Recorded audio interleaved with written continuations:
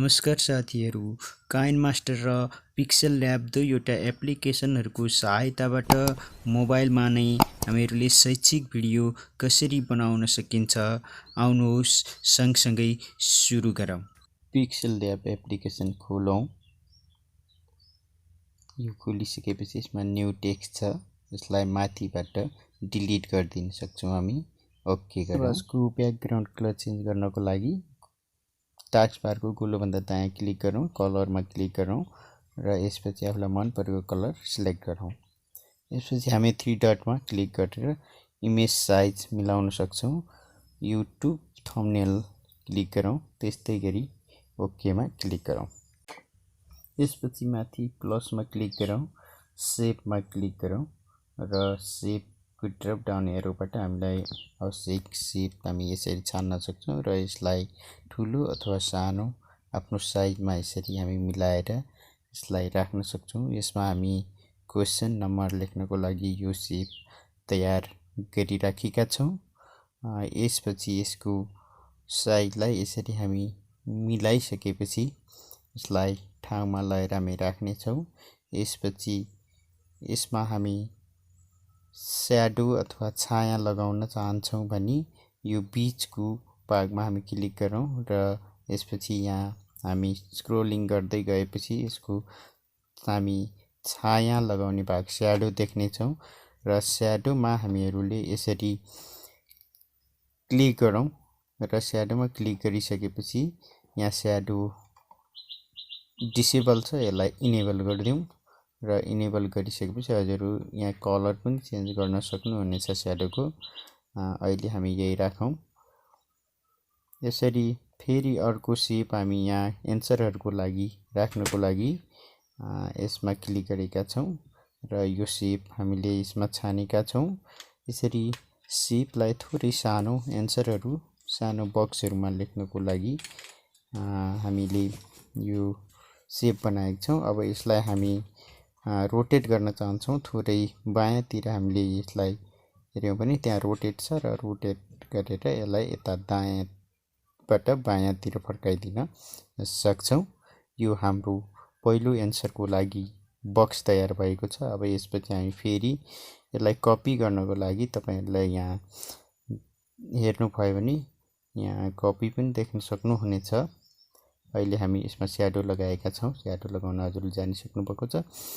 यस्तै गरी यहाँ हामी बायाँतिर हेर्यौँ भने यहाँ कपी छ, कपी गरेर यस्तै अर्को हामी सेप निकाल्न सक्छौँ। यसरी कपी गरेर यसलाई हामी यसमा सार्न सक्छौँ। यदि अप्सन हाम्रो 3 वटा हुन्छ भने 3 वटा कपी गरेर राख्न सक्छौँ, 4 वटा छ भने 4 वटा कपी गरेर हामी यसमा राख्न सक्नेछौँ। अब यसपछि हामी यसमा टेक्स्टहरू लगाउन चाहन्छौँ एबीसी भनेर यसरी एन्सर बक्सहरूको अगाडि। त्यसकारण हामी टेक्स्टमा डबल क्लिक गरेर यहाँ हामी ए लेखेका छौँ। अब यसको कलर हामी चेन्ज गर्न तलबाट कलरमा गएर कलर चेन्ज गरिदिन सक्छौँ, एबाट कालो कलर। अब यसलाई हामी पोजिसन यसको मिलाउनको लागि यसलाई दायाँ बायाँ तल माथि हामी यसरी लग्न सक्छौँ। यसरी माथि एमा लगाएर राखिदिन सक्छौँ ए। यस्तै गरी अब यही एलाई कपी गरेर बीसी गराउँदै हामी सबै यहाँ भर्न सक्छौँ। अब यो तयार भएको सेपलाई हामी सेभ गर्नको लागि 3 डटमा क्लिक गरौँ। त्यस्तै यसको जेपीजी र पीएनजी फाइल छ, रोजौँ र अल्ट्रामा गएर यसलाई सेभ। अब हामी यसपछि काइनमास्टर खोलौँ। हाम्रो काइनमास्टर खोलिसकेपछि यसमा हामीहरू मिडियामा गएर क्लिक गरौँ। मिडियामा क्लिक गरिसकेपछि हामीहरूले साइज खोज्नुपर्ने हुन्छ र त्यसपछि हामीले राखेको अघि बनाएर राखेको ब्याकग्राउन्ड जुन क्वेसनहरूको लागि हामी राखेका थियौँ त्यसलाई रोजौँ र यसलाई स्क्रोल गर्दै हामीलाई कति आवश्यक हो त्यहाँसम्म स्क्रोलिङ गरेर यसलाई पुर्याउने काम गरौँ। अब हामी लेयरमा क्लिक गरौँ र लेयरमा क्लिक गरिसकेपछि हजुरहरूले यहाँ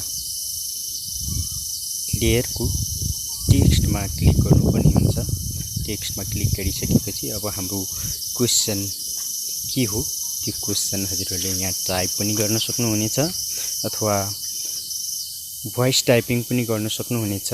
यदि तपाईको मोबाइलमा भोइस टाइपिङ सेट भएको छैन भने यो भन्दा अगाडिको भिडियोमा मैले भोइस टाइप कसरी गर्ने भनेर एउटा भिडियो छ, त्यो हजुरहरूले इडुटेक एमजी च्यानलमा हेर्न सक्नुहुनेछ। जस्तो यहाँ हामी एउटा कम्प्युटरलाई नेपाली भाषामा के भनेर चिनिन्छ भनेर हामीले यहाँ क्वेसन बनाएका छौं। यसलाई केही मिलाउनु पर्ने पनि हुन्छ। गुगल जीबोर्ड जुन छ, गुगल बोर्ड, त्यसले राम्रोसँग हामी उच्चारण गर्न सकेन भने त्यसले प्रष्ट आवाज नदिन पनि सक्छ अथवा हामीहरूलाई प्रष्ट हाम्रो आवाज भएन भने त्यसले नदेखाउन पनि सक्छ। कम्प्युटरलाई नेपाली भाषामा के भनिन्छ भनेर यसरी हामीले लेखेका छौं। अब यो लेयरमा हामीले क्लिक गरिसकेपछि यो सेतो अक्षर छ, यसलाई कालो बनाउनको लागि हामी यो कलरमा गएर यसरी यसलाई कालो बनाउन सक्छौं। कालो बनाइसकेपछि अब यसको धरीमा रहेको जुन एरो छ त्यो एरोलाई तानेर यो अक्षरलाई ठुलो पनि बनाउन सक्छौं। यसको साइजलाई ठुलो बनाएर यसमा फिट हुने गरी हामी राख्न सक्छौं। यसरी कम्प्युटरलाई नेपाली भाषामा के भनेर चिनिन्छ भनेर हामीले क्वेसन सेट गरिसकेका छौं। हामी अब टेक्स्टमा पहिले सिलेक्ट गरौँ र यो लेयर सिलेक्ट भइसकेपछि यसमा एनिमेसनमा पनि हामी क्लिक गरेर यसलाई स्लाइड राइट गर्न सक्छौं र यसको स्पिडलाई थोरै 1.5 मा लगाएर हामी राखिदिन सक्छौं। 1.5 भन्दा अलिकति अगाडि लगाएर यसरी सेट गरिदिन सक्छौं। अब यो सेट भइसकेको छ।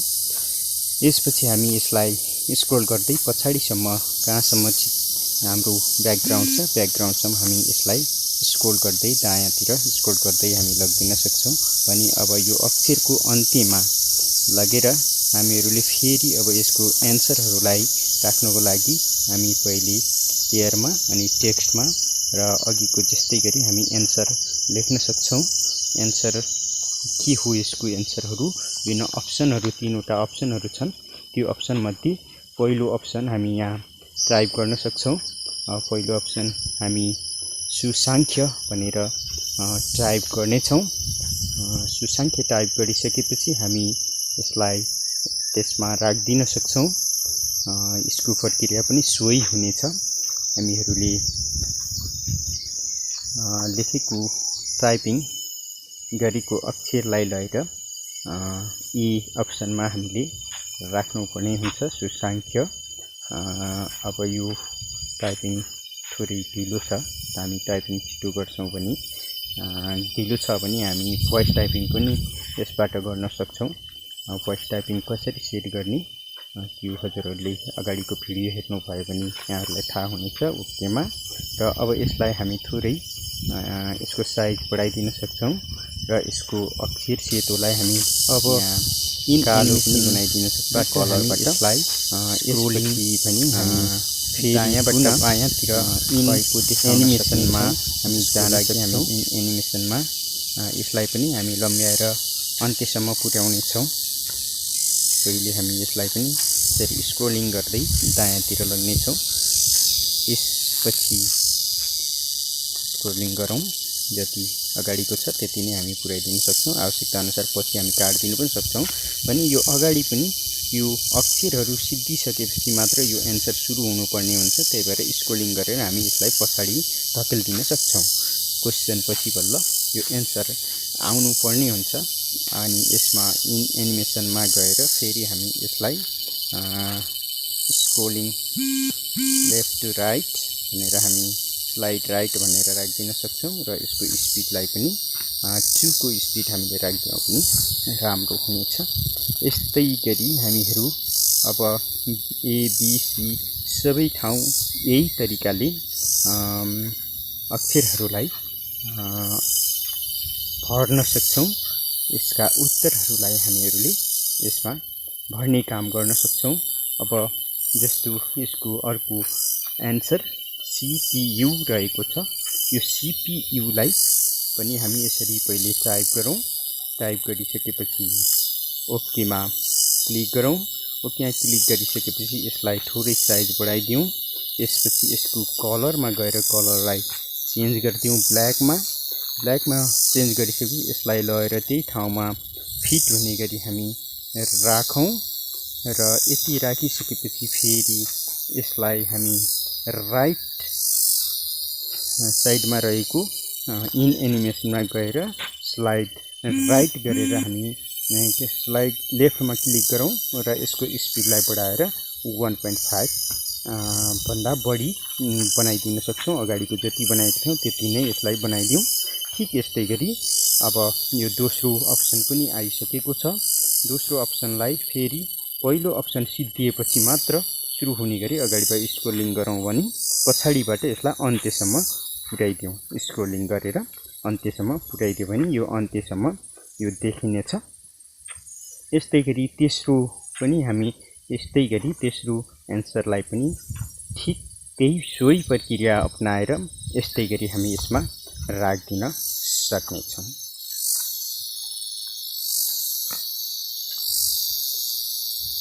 तेस्रो एन्सरमा हामी मोनिटर लेख्दैछौँ। मोनिटर हामी टाइपिङ गर्दाखेरि ढिलो हुनेछ, यसकारण भोइस टाइपिङ अझ सहज हुनेछ। यहाँहरूलाई हेर्न सहज होस्, छिटो होस् भनेर म टाइपिङ गरिराखेको छु। टाइपिङमा हजुरहरूलाई सजिलो हुनेछ।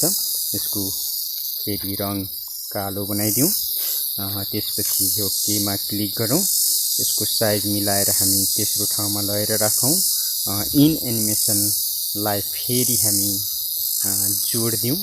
इन एनिमेसनमा स्लाइड लेफ्ट गरौँ र यसको स्पिड पनि अगाडिको जति नै बनाएर यसलाई राखौँ र दोस्रो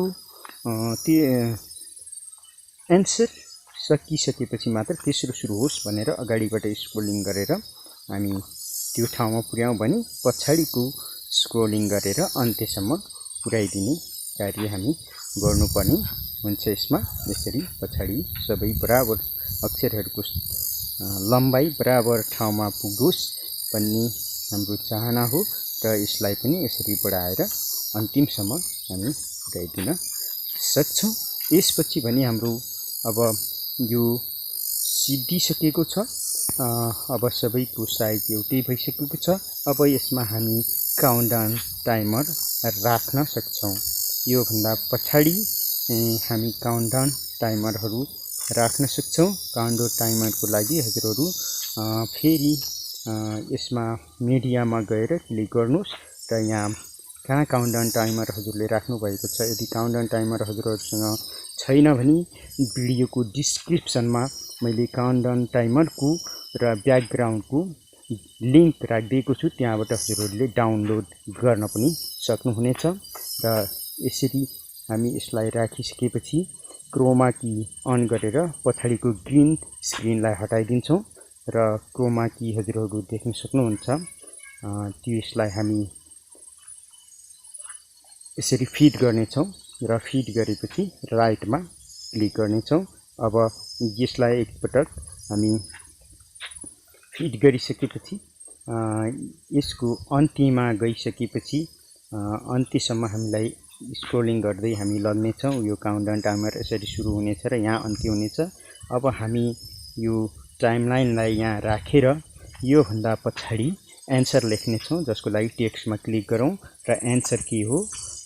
एन्सर यदि हाम्रो यसको उत्तर ए हो भने हामी एन्सर भनेर यसमा लेख्न सक्नेछौँ, ANS। ओके।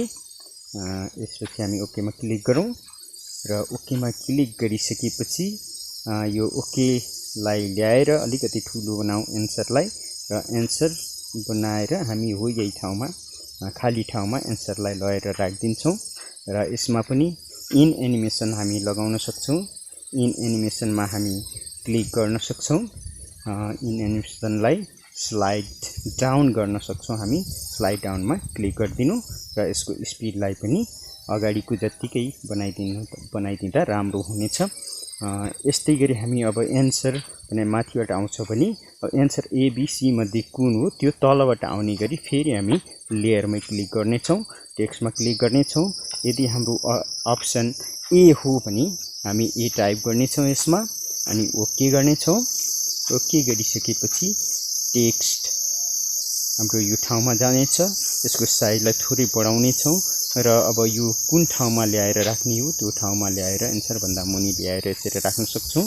त्यसपछि इन एनिमेसनमा हामी क्लिक गर्नेछौँ र यसलाई अघिको स्लाइड डाउन थियो भने यसलाई स्लाइड अप गर्न सक्छौँ। हामी स्लाइड अप गर्यो भने यो राम्रोसँग आउनेछ र टाइम चाहिँ स्लाइड अप सोही टाइम चाहिँ हामी बराबर टाइम बनाउँछौँ र अब यो एन्सर देखेको भन्दा पछाडिको भागलाई थोरै पछाडि लगाएपछि हामी यसलाई पज गर्छौँ र त्यो भन्दा पछाडिको सबै भाग मिडियाहरूलाई हामी ट्रिम गरेर यिनीहरूलाई हटाइदिने काम गर्न सक्छौँ। अब यसको लागि हरेक मिडियाहरूलाई हजुरहरूले सिलेक्ट गर्नुपर्ने हुन्छ। पहिला माथिको सिलेक्ट गरौँ अनि कैँची देखिएको छ त्यो कैँचीमा गएर trim to right play head भनेर हामी यसलाई काट्दिन सक्छौँ। यस्तै गरी सबै जुनलाई हजुरले काटिदिने हो त्योभन्दा पछाडिको जति पनि छन् पहिला त्यसमा छुनुहोला। छोइसकेपछि यसरी कैँचीले दाहिनेतिरको सबै काटिदिँदै जानुहोला।